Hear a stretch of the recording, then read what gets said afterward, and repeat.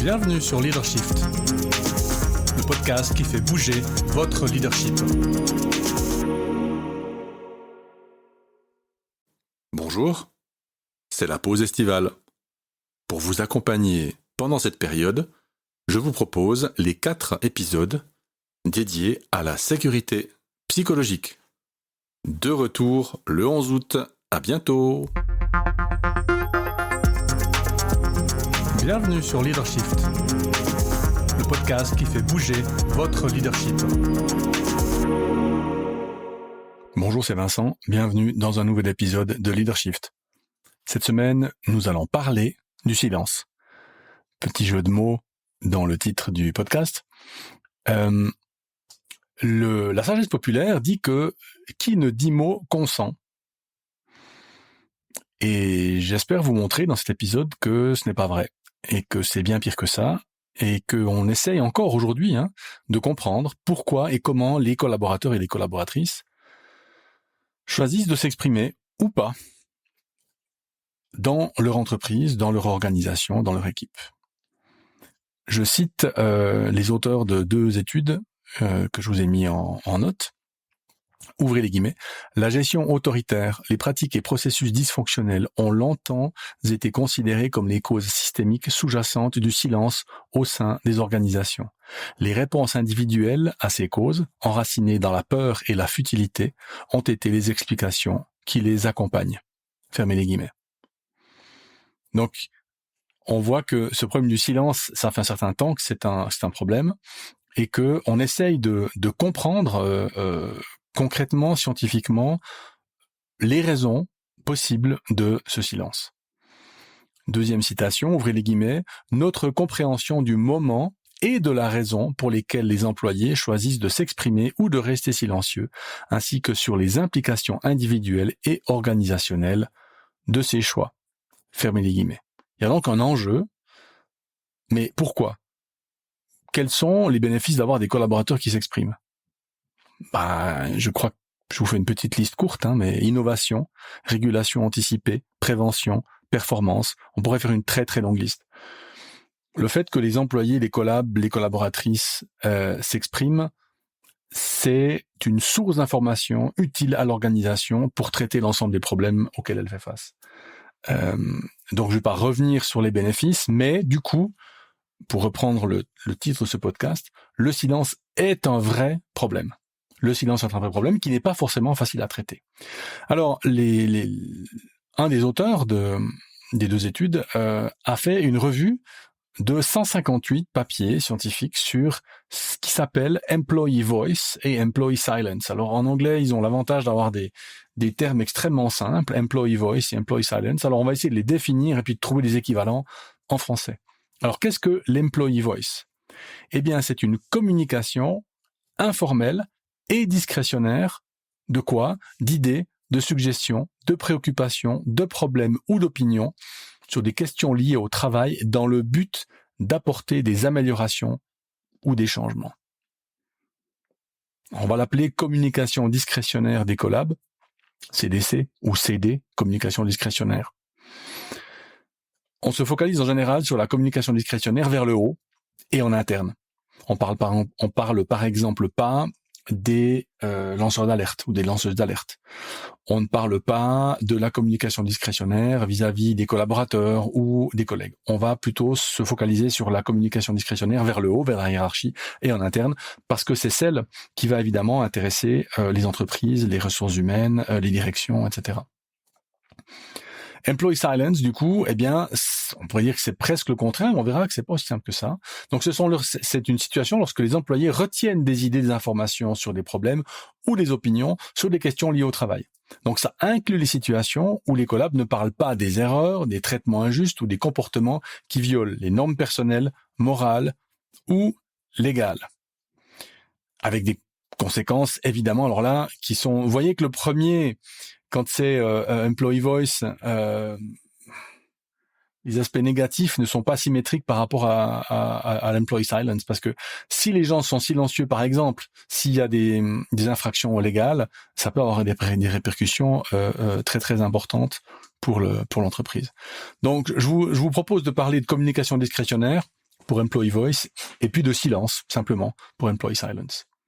Alors, la communication discrétionnaire, elle exclut volontairement tout ce qui est communication discrétionnaire destructive, dire du mal, etc., ou défensive, être borné par rapport à un changement, puisque on l'a défini, souvenez-vous, comme une communication discrétionnaire dans le but d'apporter des améliorations ou des changements.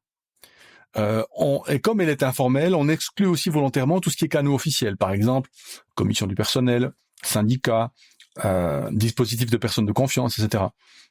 Ça ne veut pas dire que vous êtes RH, vous êtes patron, patronne, directeur, directrice, il ne faut pas s'occuper de ces canaux officiels de communication. Mais dans la communication discrétionnaire, elle est beaucoup plus foisonnante et beaucoup plus riche potentiellement que celle qui va passer par les canaux officiels. Donc, les caractéristiques de la communication discrétionnaire, c'est donc le comportement discrétionnaire, ça veut dire que c'est l'employé, le collaborateur, la collaboratrice qui va choisir le fait de parler ou pas pour des raisons constructives orientées vers un changement. Il est possible de mesurer la communication discrétionnaire avec une échelle validée scientifiquement, et on reconnaît deux types de communication discrétionnaire, une communication promotionnelle et une communication plutôt orientée sur les problèmes. Mais elle est discrétionnaire. Si vous êtes intéressé d'ailleurs, vous pouvez me contacter, podcast@coapta.ch. Alors, quels sont les prédicteurs de la communication discrétionnaire? Qu'est-ce qui permet de prédire finalement si elle va avoir lieu ou pas? Alors, on distingue trois types de prédicteurs, personnel, organisationnel et de leadership.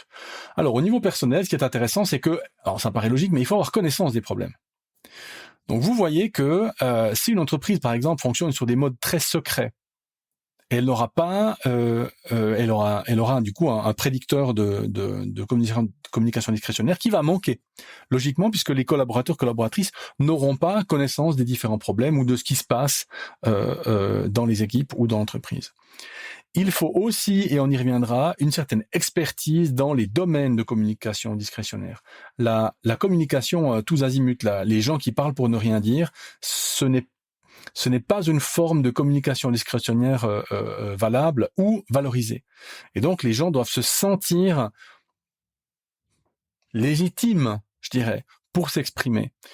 Ils doivent aussi avoir confiance en eux. Il y a un lien très clair entre la communication discrétionnaire et la confiance en soi. Il faut aussi que les personnes se sentent responsables vis-à-vis du changement, puisqu'on a dit qu'elle était la communication discrétionnaire vis-à-vis d'un changement. Et donc là, il faut que les gens se sentent responsables vis-à-vis du changement pour que la communication discrétionnaire ait lieu. Le statut personnel perçu est important en lien avec la confiance en soi. Et malheureusement, on note que les femmes sont moins efficaces en termes de communication discrétionnaire, sauf si elles ont un cas de modèle, elles ont un modèle positif. Si par exemple, on a une directrice ou une leader qui se montre efficace dans la manière d'exprimer la communication discrétionnaire, alors là, ça peut donner un exemple à suivre.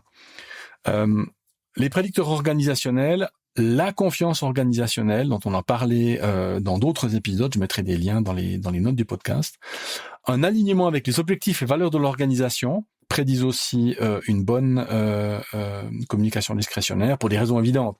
Si je pense que l'organisation va dans une direction différente de celle que moi je veux, j'aurais peut-être tendance à ne pas m'exprimer. Et puis alors, étonnamment, pas tant que ça, mais des pratiques RH basées sur la confiance. Alors je sais que la confiance est un sujet difficile en termes d'organisation, comment je fais pour faire confiance à des gens avec qui je n'ai peut-être qu'une relation de travail, et là il y a un lien très fort et évident avec le management de proximité qui peut lui faire le médiateur entre l'entreprise et les collaborateurs. Enfin, autre prédicteur de la communication discrétionnaire, cette fois au niveau leadership. Alors, quels sont les prédicteurs positifs? Quels sont les styles de leadership qui vont renforcer la communication discrétionnaire? Le style de leadership éthique et moral, le style transformationnel, le style de leadership de service, servant leadership, un style de leadership bienveillant, un style de leadership authentique, voire, j'en ai découvert un que je connaissais pas, le style de leadership ambidextre, qui est basé sur les notions de leadership d'exploration et d'exploitation. Donc je trouvais ça intéressant de ce nouveau style, si vous voulez, explorer versus exploiter. Donc vous voyez que on a à peu près tous les styles de leadership qui sont positifs pour la communication discrétionnaire, sauf un seul style de leadership qui a un impact négatif sur la communication discrétionnaire, et bien évidemment le style de leadership autoritaire. Donc si vous n'avez pas envie que les gens s'expriment, c'est assez simple, il suffit d'être autoritaire. Quelques notes par rapport à cette communication discrétionnaire. Alors, la satisfaction au travail, on pourrait penser que plus elle est élevée, plus la communication discrétionnaire augmente. Alors non, c'est pas vrai. Il y a ce qu'on appelle une forme en U dans ce cas-là, c'est-à-dire que, voire même en U inversé, c'est-à-dire qu'au début, alors évidemment avec une satisfaction basse, la CD, la communication discrétionnaire, j'en ai marre de le dire ce mot, donc je veux dire CD dorénavant. Le lien avec une satisfaction au travail basse, la CD sera basse, mais avec une satisfaction au travail très élevée, la CD va aussi être basse. Ce qui paraît, en fait, quand on y réfléchit, assez évident, puisque si ça roule, ça roule. Il n'y a pas forcément beaucoup de CD à faire. Même chose avec l'efficacité personnelle. Si j'ai une efficacité personnelle basse, évidemment la CD sera basse, mais si j'ai une efficacité personnelle élevée, j'aurai aussi une CD qui sera basse, principalement parce que j'ai moins besoin de m'exprimer pour être efficace, pour être productif. Si je suis bon dans mon job, très bon, voire très bon, j'ai pas nécessairement besoin de m'exprimer beaucoup sur les autres. Donc typiquement les stars dans les entreprises auront peut-être pas nécessairement, comprendront pas forcément pourquoi est-ce que ce rôle de communication discrétionnaire est nécessaire. Il y a aussi dans les manières de gérer les objectifs pour une entreprise.